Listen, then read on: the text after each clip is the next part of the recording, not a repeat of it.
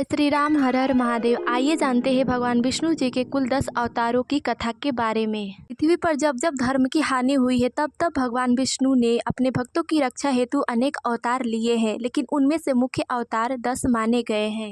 आइए हम एक एक करके उन मुख्य 10 अवतारों की कथा के बारे में जानते हैं। पहला है मत्स्य अवतार। पौराणिक कथाओं के अनुसार भगवान विष्णु ने सर्वप्रथम मत्स्य अवतार लिया था। यह अवतार उन्होंने सृष्टि को प्रलय से बचाने के लिए लिया था। मान्यताओं के अनुसार कृत युग के आदि में सत्यव्रत नामक राजा एक बार नदी में स्नान करने गए हुए थे। स्नान कर वह राजा अंजलि में जल भरकर जल देने ही वाले थे, तभी उनकी अंजलि में एक मछली आ गई। राजा उस मछली को वापस पानी में डालने लगे, तब वह मछली बोली, हे राजन, आप मुझे जल में वापस मत डालिए, नहीं तो अन्य बड़ी बड़ी मछलियां मुझे खा जाएगी। अतः राजा ने उस मछली को अपने कमंडल में रख लिया।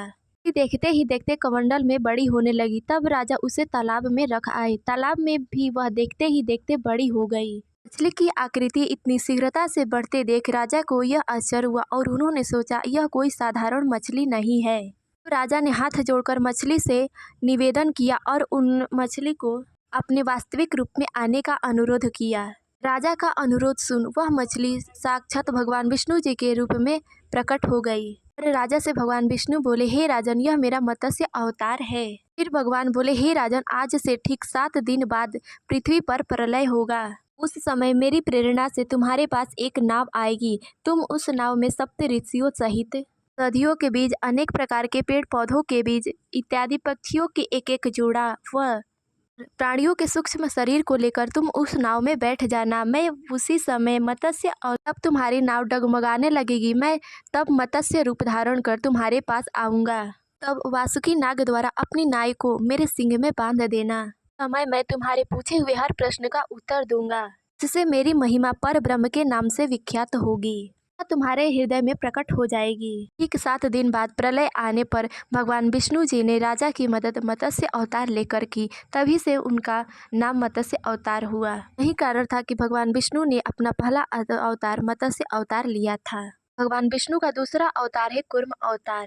पौराणिक कथाओं के अनुसार भगवान विष्णु जी ने कूर्म अवतार अर्थात कछुए का अवतार उस समय लिया था जब समुद्र मंथन हो रहा था। उन्होंने कूर्म अवतार अर्थात कछुए का अवतार लेकर समुद्र मंथन में सहायता की थी। भगवान विष्णु के कूर्म अवतार को कच्छप अवतार भी कहा जाता है। पौराणिक कथाओं के अनुसार एक बार महर्षि दुर्वासा के श्राप के कारण देवराज इंद्र श्रीहीन हो गए थे। इंद्र अपनी सहायता मांगने के लिए भगवान विष्णु के पास गए। तब उन्होंने समुद्र मंथन की आज्ञा दी। तब भगवान विष्णु की आज्ञा अनुसार देवराज इंद्र देवता व दैत्यों के साथ मिलकर समुद्र मंथन के लिए तैयार हुए। समुद्र मंथन करने के लिए मंदराचल पर्वत को हानि एवं नागराज वासुकी को नेति बनाया गया। देवता व दैत्यों ने आपसी मतभेद भुलाकर मंदराचल पर्वत को उखाड़कर समुद्र की ओर ले चले, लेकिन वे अधिक दूर तक नहीं ले जा पाए। अब भगवान विष्णु जी ने मंदराचल पर्वत को समुद्र तट पर रख दिया। तब देवता और दैत्यों ने मंदराचल पर्वत को समुद्र में डालकर वासुकी को नेति बनाया। मंदराचल के नीचे आधार न होने के कारण वह समुद्र में डूबने लगा। मंदराचल पर्वत को डूबने से बचाने के लिए भगवान विष्णु जी ने कूर्म अर्थात कछुए का अवतार लेकर उसका आधार बने। भगवान कूर्म की विशाल पीठ पर मंदराचल तेजी से घूमने लगा और इस प्रकार समुद्र मंथन समाप्त हुआ। यही कारण था कि भगवान विष्णु ने कूर्म रूप अवतार लिया था। भगवान विष्णु का तीसरा अवतार है वाराह अवतार। पौराणिक कथा अनुसार एक बार हिरण्याक्ष ने पृथ्वी को ले जाकर समुद्र में छुपा दिया। ब्रह्मा जी के छिक से भगवान वाराह प्रकट हुए, जो कि भगवान विष्णु जी के ही रूप थे। भगवान विष्णु के इस रूप वाराह भगवान को देखकर सभी देवता उनकी स्तुति किए। इसके बाद सभी देवताओं व ऋषि मुनियों के आग्रह पर भगवान वाराह ने पृथ्वी को ढूंढना प्रारंभ किया। भगवान वाराह ने अपनी थुथुनी की सहायता से पृथ्वी का पता लगाया था तथा समुद्र तल में गए और अपनी दांतों की सहायता से पृथ्वी को समुद्र से बाहर लेकर आए थे। हिरण्याक्ष को इस बारे में पता चला तो उसने भगवान विष्णु जी के अवतार वराह भगवान को युद्ध के लिए ललकारा। दोनों में घमासान युद्ध हुआ। अंत में वराह भगवान ने हिरण्याक्ष का वध कर दिया। इसके बाद वराह भगवान ने अपनी खुरों से जल को स्तंभित कर उस पर पृथ्वी का स्थापित किया। भगवान विष्णु का चौथा अवतार है भगवान नरसिंह। पौराणिक कथा अनुसार दैत्यों का राजा हिरण्यकशिपु परत्व का वरदान पाकर स्वयं को भगवान से भी अधिक शक्तिशाली व बलवान मानने लगा था तथा उसके अत्याचार दिन पर दिन बढ़ते हुए जा रहे थे। इस किसी को भी भगवान विष्णु व अन्य देवताओं की पूजा करते हुए देखता था उसको दंड दे देता था तथा वह अपने आप को पूजा करवाने के लिए सबसे कहता था।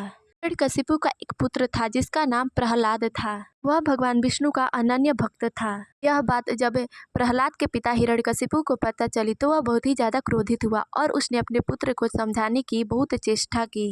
जब प्रहलाद नहीं माने तो हिरण्यकशिपु ने उनको अनेक प्रकार के दंड दिए। हिरण्यकशिपु ने कहा कि बता तेरे भगवान कहाँ है। तब प्रहलाद जी बोले हमारे भगवान कण कण में है। तब हिरण्यकशिपु बोला क्या इस खंभे में भी है। उसी समय भगवान विष्णु उस खंभे से नरसिंह रूप में प्रकट हुए। भगवान विष्णु के अवतार भगवान नरसिंह ने अपनी जांघ पर हिरण्यकशिपु को बैठाकर अपने नाखून से उसका वध कर दिया।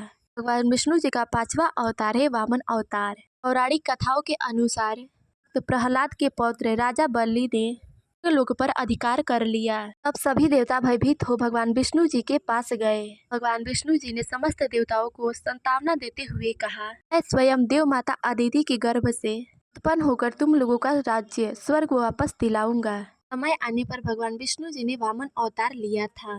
एक बार राजा बलि यज्ञ कर रहा था। उस समय भगवान वामन राजा बलि के पास भिक्षा मांगने गए तथा राजा बलि से उन्होंने 3 पग भूमि दान में मांगी। राजा बलि के गुरु दैत्यों के राजा शुक्राचार्य जी ने भगवान की लीला समझ चुके थे। शंकराचार्य ने राजा बलि को दान देने के लिए मना किया। तब राजा बलि ने यह संकल्प ले लिया कि वह वामन भगवान को 3 पग भूमि दान अवश्य देंगे। तब वामन भगवान विशाल काय रूप में प्रकट हुए और उन्होंने एक पग में पूरी धरती तथा एक दूसरे पग में स्वर्ग लोगों को नाप लिया। तब तीसरा पग रखने के लिए कोई जगह नहीं बचा। तब राजा बाली ने अपने सर पर तीसरा पग रखने के लिए कहा। जैसे ही वामन भगवान ने राजा बाली के सिर पर अपना तीसरा पग रखा वह सूतर लोक को चला गया। भगवान वामन ने राजा बाली की दानवीरता देख उसे सूतर लोक का राजा बना दिया। तरह भगवान विष्णु ने वामन अवतार लेकर देवताओं को पुनः स्वर्ग लौटाया। भगवान विष्णु का 6वां अवतार है श्री राम अवतार। भगवान श्री राम ने त्रेता युग में रावण का वध करने के लिए अवतार लिया था।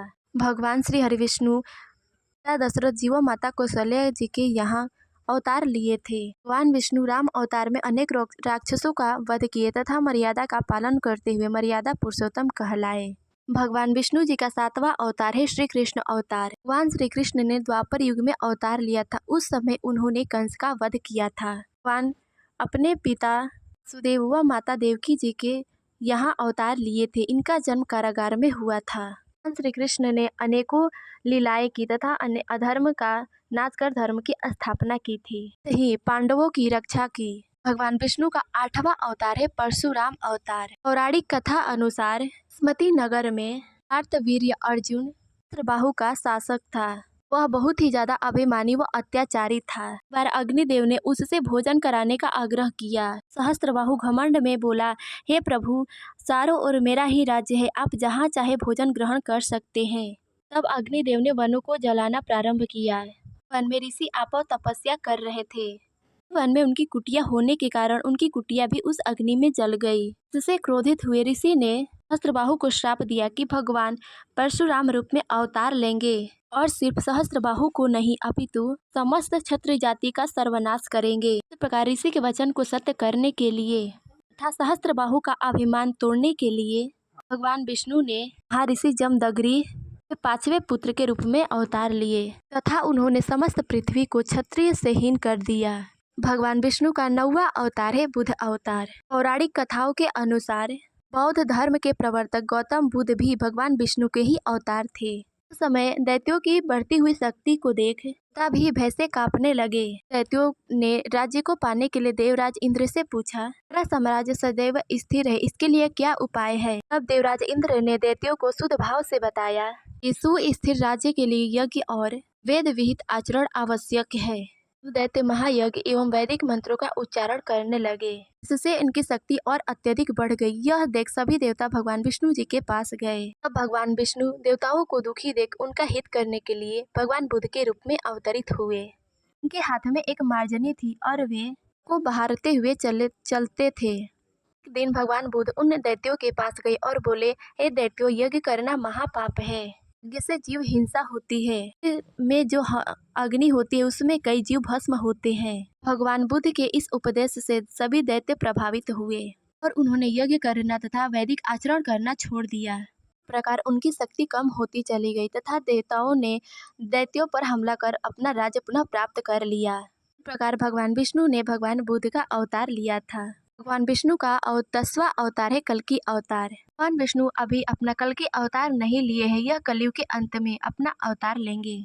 पौराणिक मान्यताओं के अनुसार भगवान विष्णु कलयुग के अंत में अपना कल्कि अवतार लेकर अधर्म का नाश कर धर्म की पुनः स्थापना करेंगे। भगवान विष्णु का यह कल्कि अवतार कुल 64 कलाओं से युक्त होगा। पुराणों के अनुसार संभल नामक ग्राम में विष्णु यशा नामक तपस्वी ब्राह्मण के यहाँ भगवान विष्णु कल्कि अवतार के रूप में जन्म लेंगे। भगवान कल्कि देववत नामक सफेद घोड़े पर सवार होकर संसार से पापियों का विनाश कर धर्म की पुनः स्थापना करेंगे। पुनः उसके बाद प्रारंभ होगा सतयुग। तो यह थे भगवान विष्णु के कुल 10 अवतार। इस वीडियो में बस इतना ही, मिलता है अगले वीडियो में, तब तक ले जय श्री राम, हर हर महादेव।